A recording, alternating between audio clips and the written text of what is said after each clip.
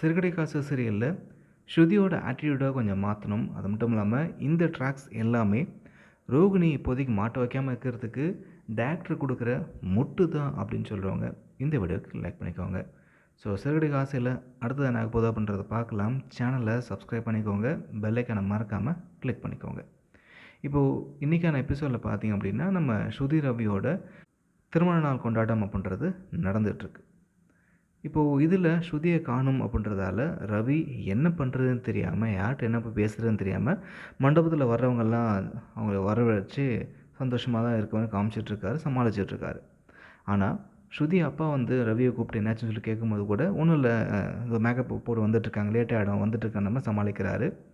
இதுக்கிடையில் என்ன ஆகுது அப்படின்னா, ஸ்ருதி வந்து நம்ம ரவி ரெஸ்டாரண்ட் ஓனரை தூக்குனதை பார்த்துட்டு கடுப்பில் தான் போனாங்க. எங்கே போனாங்க அப்படின்னு தெரியல.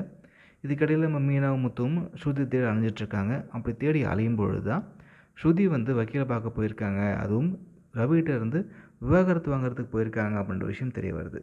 அதுக்கப்புறமா இப்போ மீனாவும் முத்துவும் ஸ்ருதிகிட்ட பேசி சமாதானப்படுத்த முயற்சி பண்ணுறாங்க. நாளைக்கான எபிசோடில் ஸ்ருதி ரவியோட இந்த முதல் திருமண கொண்டாட்டம் நடக்குமா நடக்காதா பண்ணுறது நம்ம வெயிட் பண்ணி தான் பார்க்கணும். ஆனால் இது எல்லாமே ரோகிணியை காப்பாற்றுறதுக்கு ஒரு முட்டு கொடுக்குறாங்க அப்படின்னு தான் எனக்கு தோணுது. உங்களுக்கு என்ன தோணுது அப்படின்றத கமெண்ட்டில் சொல்லுங்கள்.